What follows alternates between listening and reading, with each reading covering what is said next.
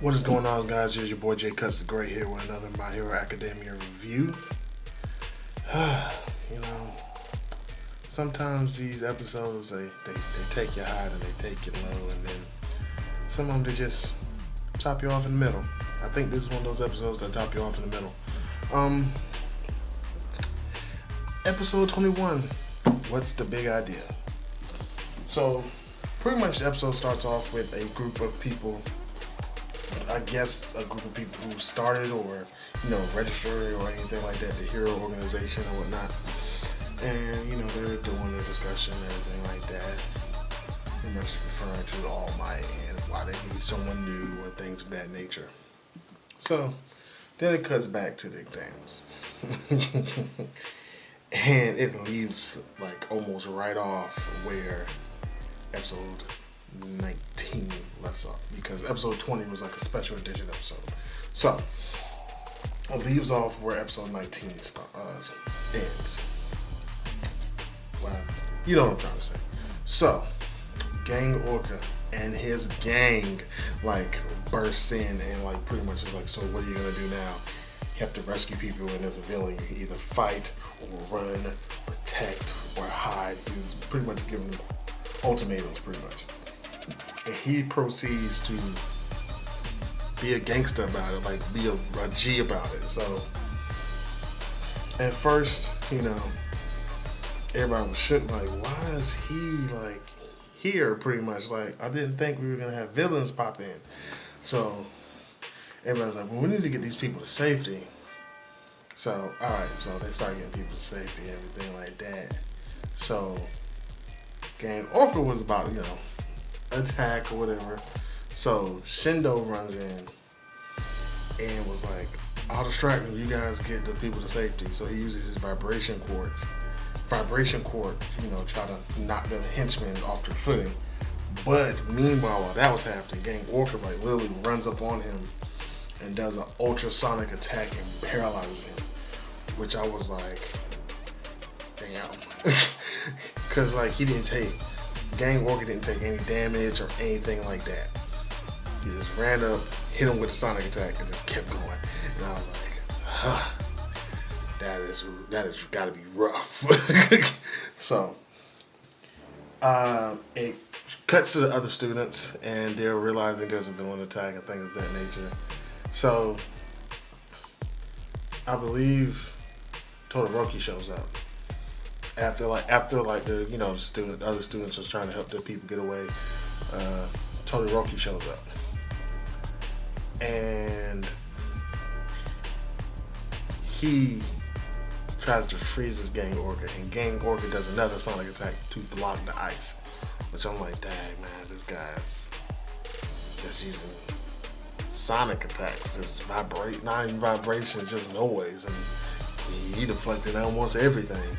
So, going a little monologue and whatnot, and so, Todoroki, he goes to do I'm trying to remember if he goes to do a fire blast or something of that nature.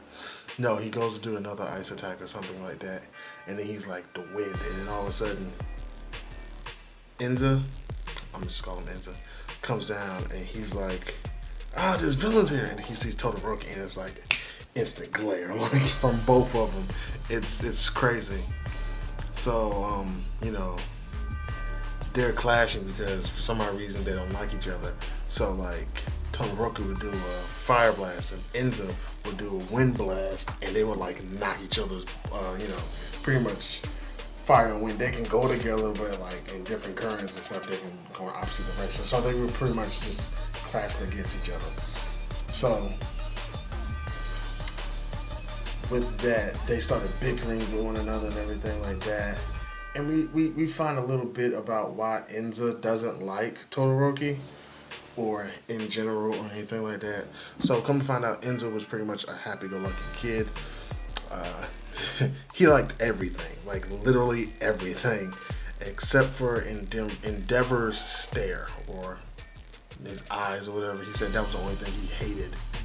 And during the entrance exam to UA, Todoroki was against Enza, and Enza was like, well, maybe I can become friends with him.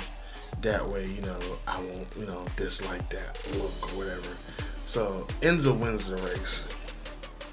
And he was like, yeah, I won. He was like, you're Endeavor's kid, right? He was like, oh man, you awesome. He was like, shut up. Todoroki's just like, shut up, leave me alone. The only reason why he was like, the only reason why I'm here is because I had to place in the race to go to UA, and that's exactly what happened. So get out of my face. So that pretty much left a bad taste in Enza's mouth and everything like that. So after that, Gang Gorka is really a good villain. I'll say that because his henchmen had cement guns and they were just dumping. Just like they got Todoroki, they got Enza, they got a few other people and stuff like that. And so as that's happening, Midoriya pretty much comes back. I believe he's like as that's happening, he comes in and saves Shindo, the vibration guy. And Midoriya fashion, what are you doing? Pretty much. It's like, what are you doing? You guys need to work together. Don't spite your differences and everything like that, and come together and beat this villain. And, it kind of, that's why I say this is kind of a middle, because it's not a whole lot of action, and then it's not a whole lot of like just talking and flashbacks and stuff. It's one of those middle episodes where you're like, okay, I can watch this.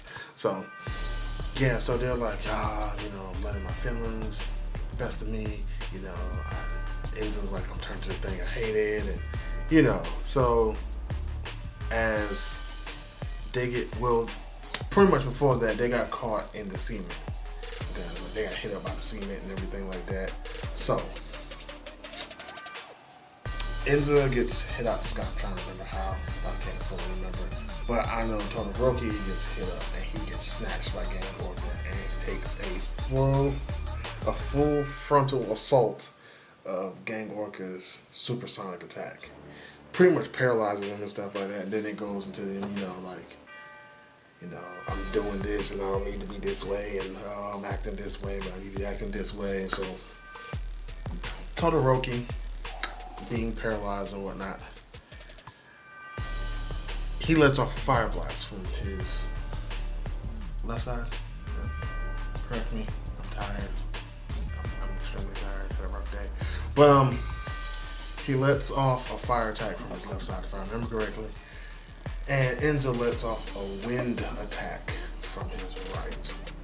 And they're literally both laying down, paralyzed from the sonic attack. But they're combining their attack to make a fire wind tunnel, entrapping Gang Gorka. So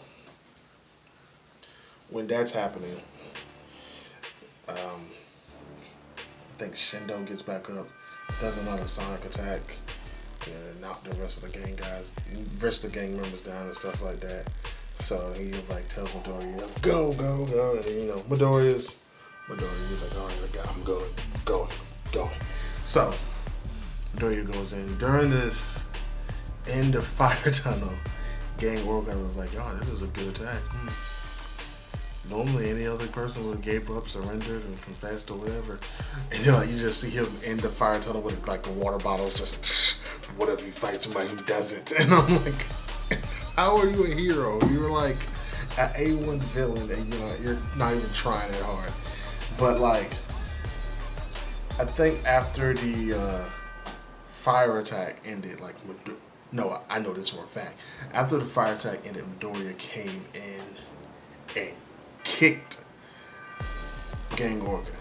Now, I believe this was just to be a distraction, because we know Midoriya's power, and we know his new equipment is pretty much double impact souls. So he kicked Gang Gorka and he cracked Gang Gorka's